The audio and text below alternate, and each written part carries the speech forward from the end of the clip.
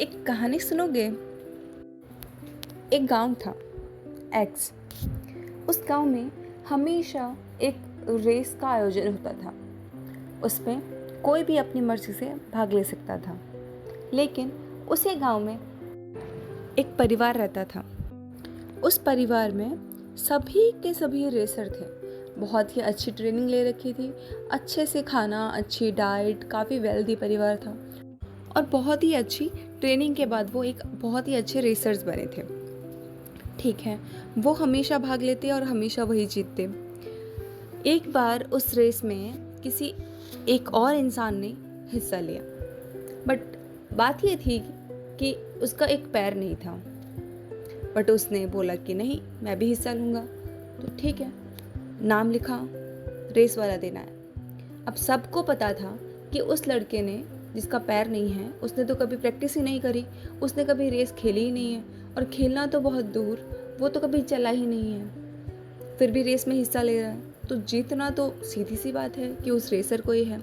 वो दोनों रेस में भाग रहे हैं। जिसका एक पैर नहीं है वो रेस में गिर गया, वो फिर भी भागा लेकिन जीत नहीं पाया, जो कि सीधी सी बात है, नहीं जीत पाएगा।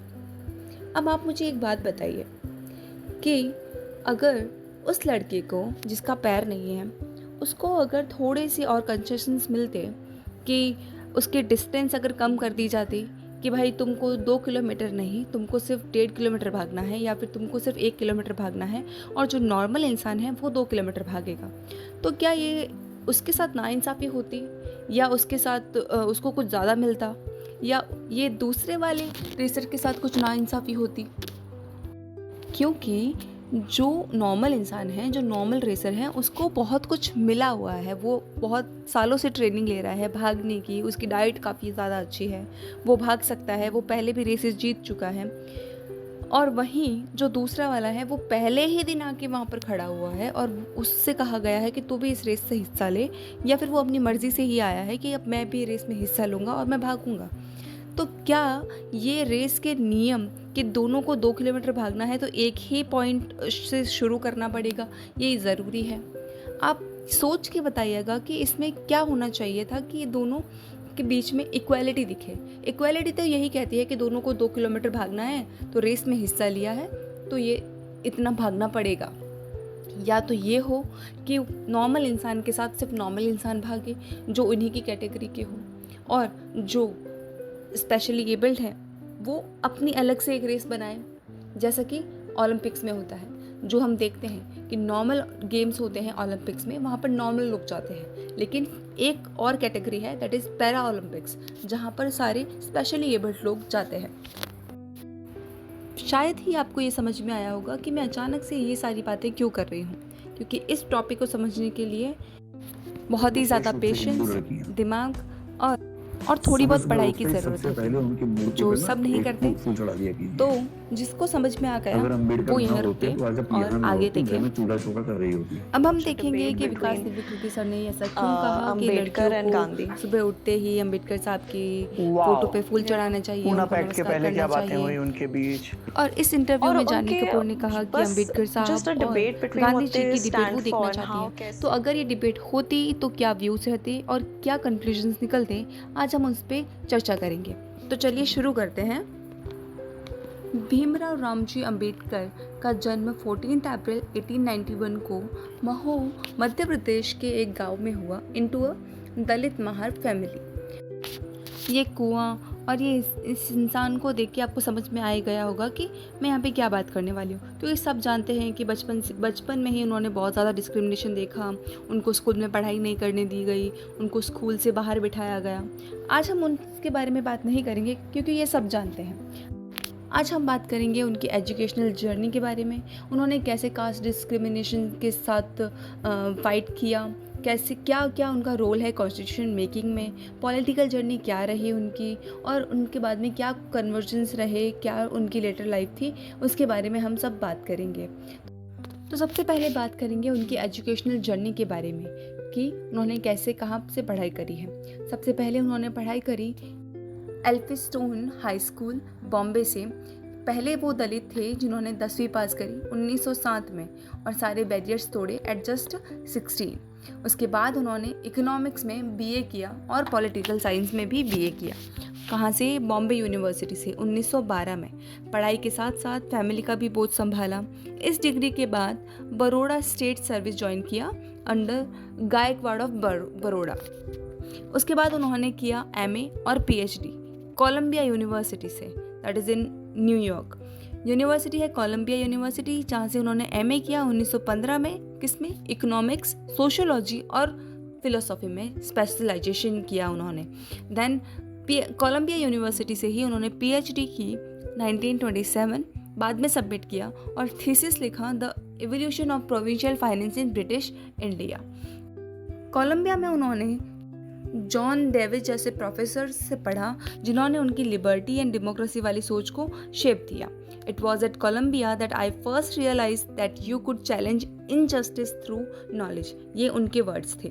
उसके बाद उन्होंने एमएससी करी और doctor of science in economics from London School of economics. 1916 में लंदन गए, लेकिन पैसे ख़त्म होने की वजह से वापस आना पड़ा उनको। दोबारा 1920 में गए और उन्होंने एमएससी और doctor of science DSC in economics उन्होंने कंप्लीट किया। ये रिसर्च इनकी इतनी इम्पैक्टफुल थी कि ब्रिटिश पॉलिसी और करेंसी को भी इन्फ्लुएंस किया। उसके बाद उन्होंने barrister at law Gray's Inn London से किया। लंदन में उन्होंने साइमल्टेनियसली लॉ की पढ़ाई भी की।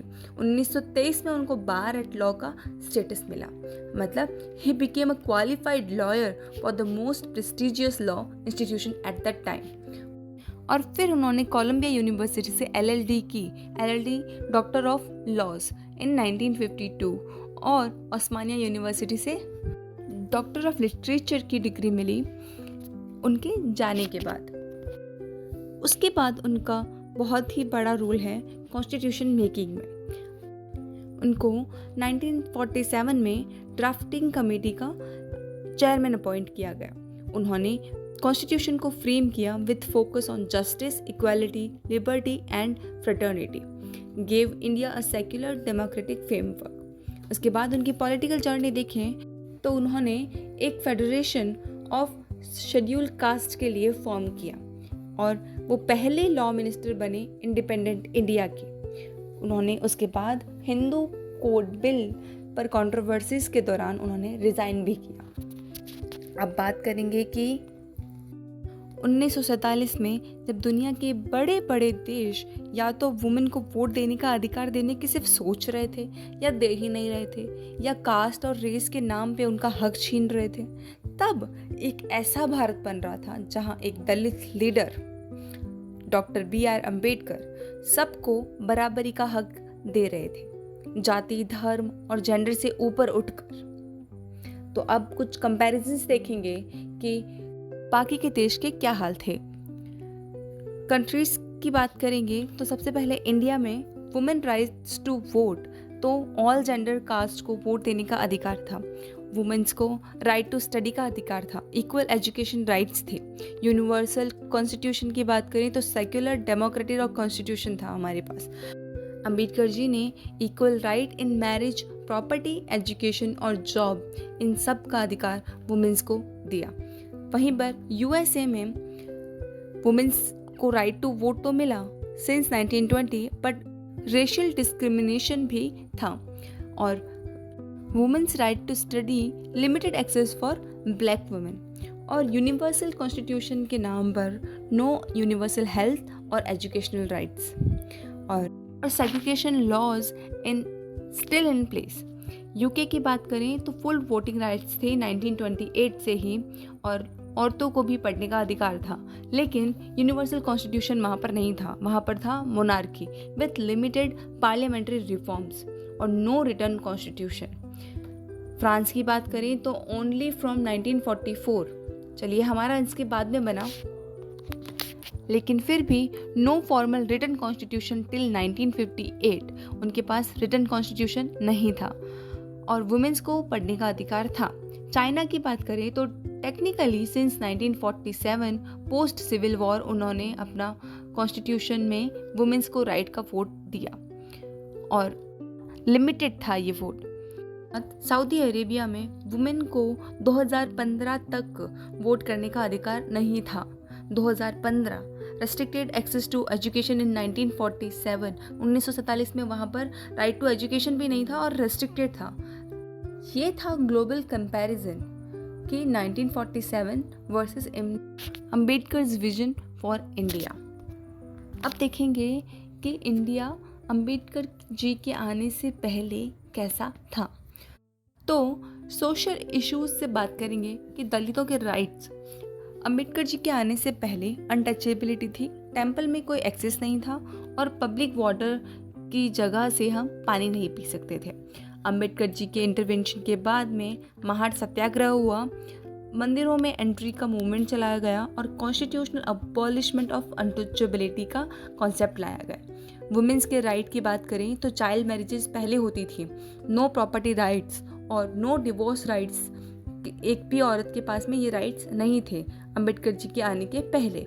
उनके आने के बाद उन्होंने हिंदू कोड बिल लाया, equal rights in inheritance, marriage and divorce. Education की बात करें तो एजुकेशन में Dalit and women denied education, schools had caste segregation.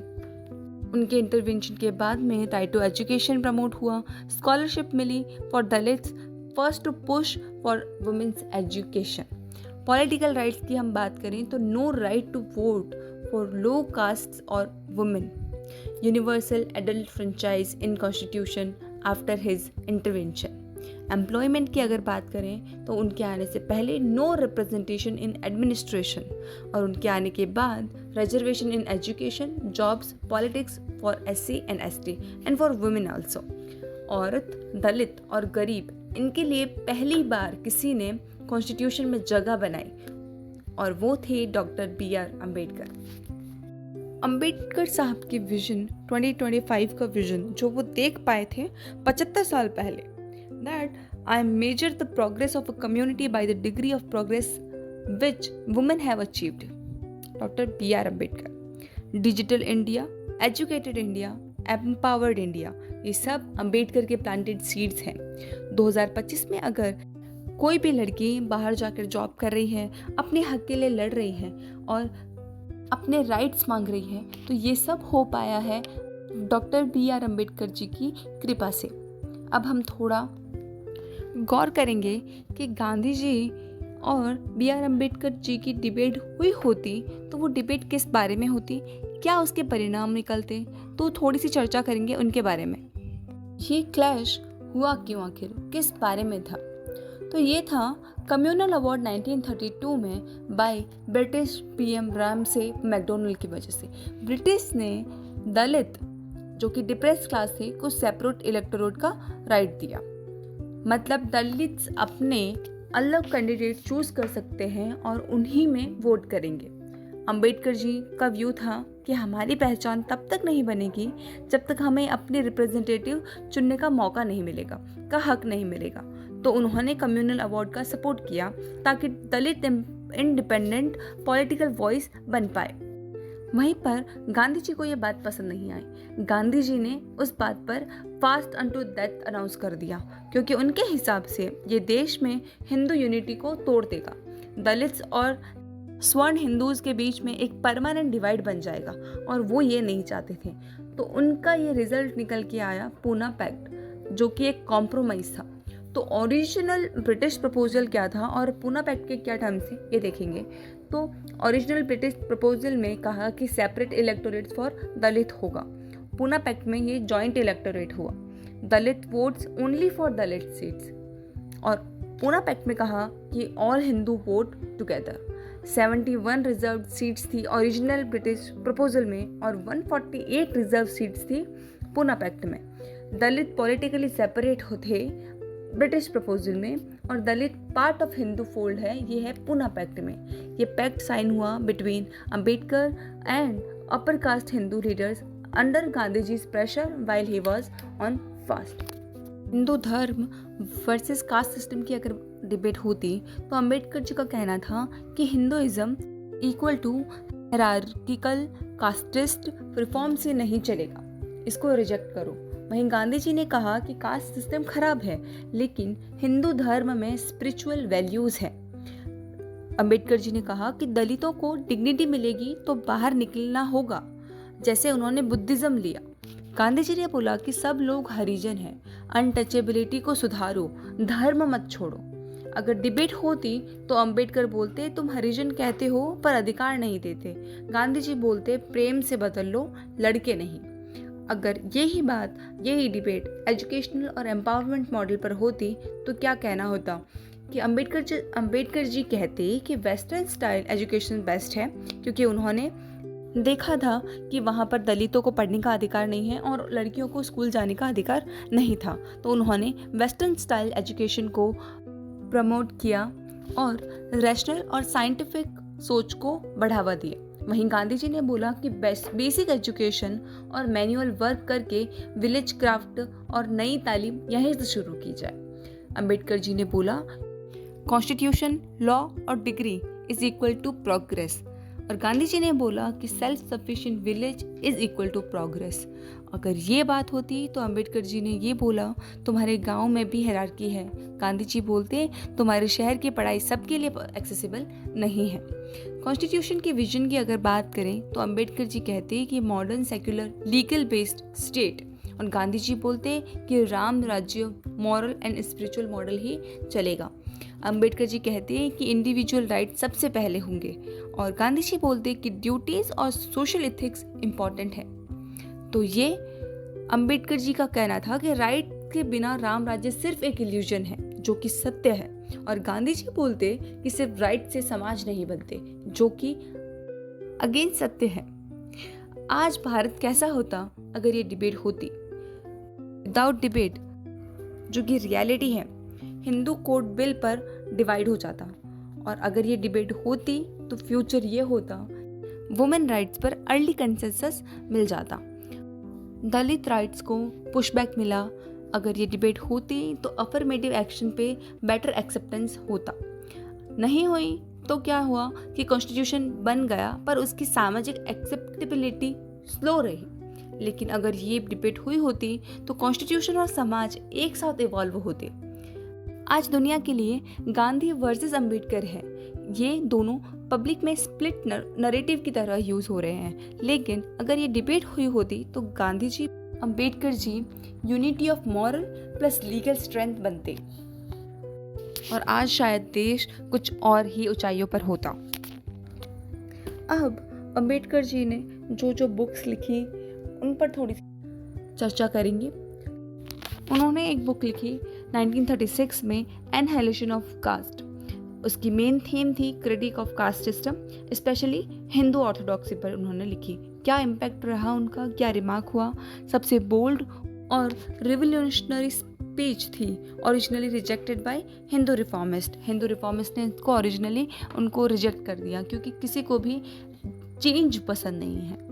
अब बात करेंगे सेकंड बुक की, the problem of the rupee, its origin and solution. ये उन्होंने 1923 में लिखी थी।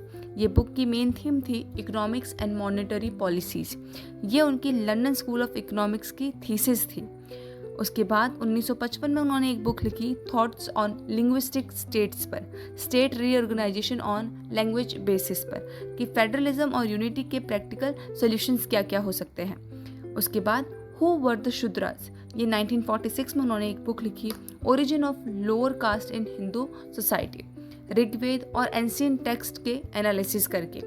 उसके बाद the untouchables, who were they and why they became untouchables, 1948 में लिखी, और अनटचेबिलिटी का हिस्टोरिक ओरिजिन ये उनका मेन थीम था। कास्ट और डिस्क्रिमिनेशन ये इम्पैक्ट था। बुद्धा और हिज धम्मा, ये उन्होंने 1957 लिखी, जो उनके जाने के बाद में छपी, life of Buddha plus Dhamma in Ambedkar's voice. Ambedkar का स्पिरिचुअल और फिलोसॉफिकल विजन कन्वर्जन के बाद लिखी गई। Riddles in Hinduism, published posthumously. Hindu mythology and text पर क्वेश्चनिंग किया उन्होंने, काफ़ी कंट्रोवर्शियल रही क्योंकि उन्होंने बोल्डली सब पर क्वेश्चन किया। उसके बाद स्टेट्स एंड माइनॉरिटीज़ बुक लिखी उन्होंने 1947 में, जिसका मेन थीम था economic and social safeguards for minorities. ये था मुस्लिम, दलित और बैकवर्ड कम्युनिटीज़ के राइट्स के लिए एक framework. Revolution and counter revolution in ancient India, ये इनकम्प्लीट थी और इसका मेन थीम था Buddhist versus Brahmanical power struggle, deep historical struggle between equality and hierarchy. उसके बाद उन्होंने एक बुक लिखी, the rise and fall of Hindu women. 1942 में ये बुक लिखी, women's status in ancient India, women's right और एंशिएंट टेक्स्ट का एनालिसिस इन्होंने किया। मैंने ये बुक्स सीक्वेंस वाइज नहीं बताई कि लास्ट में 1942 आ रहा है, बीच में पोस्ट थॉमस भी आ गया, तो दिस इज़ नॉट, ये था अकॉर्डिंग टू पॉपुलैरिटी। अब इसके बाद बात करते हैं हिंदू कोड बिल की। क्या है ये भला जो इतने सालों तक इतनी चर्चा में रही है? तो हिंदू कोड बिल एक प्रपोज सेट ऑफ लॉ था जो हिंदू पर्सनल लॉज, मतलब शादी, तलाक, विरासत और अडॉप्शन के मॉडर्न और इक्वल बनाने के लिए बनाया गया था। इससे पहले हिंदू सोसाइटी में औरत के राइट्स लगभग ना के बराबर थे। तो अंबेडकर जी का विजन था कि अंबेडकर जी ने चाहा कि हर जाति, वर्ग और जेंडर के लोगों को इक्वल राइट्स मिले। उन्होंने बोला, अगर देश को ट्रू डेमोक्रेसी बनाना है तो घर के अंदर भी डेमोक्रेसी होनी चाहिए। तो क्या बदलाव लाने वाले थे हिंदू कोड बिल में, ये बात करते हैं। तो वुमेन का राइट टू प्रॉपर्टी, जो कि विरासत में मिलती है लड़कों को। पहले लड़की की बाप की प्रॉपर्टी में हिस्सा ही नहीं मिलता था। अंबेडकर जी ने इसको बदलकर इक्वल इनहेरिटेंस राइट्स का प्रपोजल दिया। दूसरा, equal rights in marriage and divorce. पहले के हिंदू लॉज में औरत डिवोर्स नहीं ले सकती थी। बिल के थ्रू औरत को भी तलाक लेने का अधिकार मिला। उस टाइम तक आदमी लोग दो शादियां करके आ जाते थे और पहली वाली को तलाक देकर दूसरी शादी करते थे, दूसरी को तलाक देकर तीसरी शादी कर लेते थे। लेकिन वहाँ पर उन औरतों को ये राइट नहीं था कि वो भी तलाक देकर किसी और से शादी कर सके या उनको तलाक भी दे सके और अपनी लाइफ अच्छे से जी सके। ये राइट दिया अंबेडकर जी ने। राइट टू अडॉप्शन, उस टाइम तक only man had adoption rights. Hindu code bill ने अडॉप्शन राइट्स वुमेन को भी देने की बात की। फिर आता है मोनोगमी का कॉन्सेप्ट। मोनोगैमी, पहले हिंदू मैन मल्टीपल वाइव्स रख सकते थे लीगली। बिल के थ्रू अंबेडकर जी ने एक पति और एक पत्नी का नियम लाने की कोशिश करी कि एक आदमी सिर्फ एक ही रखेगा और एक औरत सिर्फ एक ही रखेगी। इस पर बहुत हल्ला मचा कि ऐसे कैसे भाई, हम तो चार चार रखेंगे, औरत को कोई अधिकार नहीं होगा कि वो भी 2 शादी कर ले, वो कैसे खुश रह सकती है। इस पर बहुत ज़्यादा अपोजिशन हुए। तब अंबेडकर जी ने रेजिग्नेशन दे दिया। बहुत लोगों की ये रिफॉर्म पसंद नहीं आया, स्पेशली ऑर्थोडॉक्स हिंदू लीडर्स को। पार्लियामेंट में ज़बरदस्त अपोजिशन हुआ। लोग कहते थे ये हमारी धर्म परंपरा के खिलाफ है कि औरत को हम खुश रखें, ये हमारी परंपरा के खिलाफ है। जब अंबेडकर ने देखा कि पार्लियामेंट सीरियस नहीं है इस बिल को पास करने में, तो उन्होंने लॉ मिनिस्टर के पद से रिजाइन कर दिया। आज की लड़की के लिए क्या मतलब रखता है ये बिल? अगर आज हर कास्ट, क्रीड या रिलीजन की लड़की पढ़ लिख रही है, जॉब कर रही है या अपना डिसीजन खुद ले रही है, तो उसकी नींव कहीं ना कहीं अंबेडकर जी ने रखी थी और कहीं ना कहीं नहीं, उन्होंने ही रखी थी। उन्होंने औरतों को लीगल आइडेंटिटी दी, वॉइस दी और इक्वल सिटीजन्स बनाया। मैं एक लड़की हूँ, इस देश में पैदा हुई, इस मिट्टी में पली बड़ी।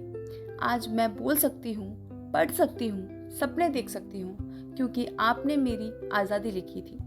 इंक से नहीं, अपने खून, दर्द और संविधान से। बाबा साहब, जब दुनिया चुप थी आपने बोला, जब सबने सर झुका लिया था आपने सवाल उठाया, और जब किसी ने भी हमें इंसान नहीं समझा आपने कहा, I measure the progress of a community by the degrees of progress which women have achieved.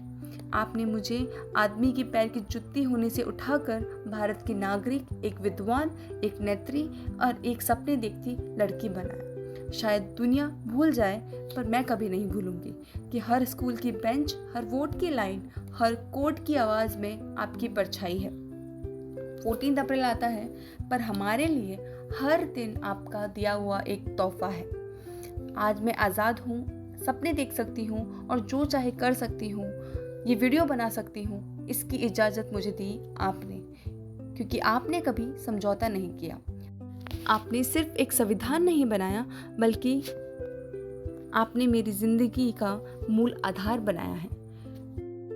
शुक्रिया बाबा साहेब, एक लड़की होने के नाते, एक भारतीय होने के नाते और सबसे पहले एक इंसान होने के नाते। जय भीम। हैप्पी अंबेडकर जयंती।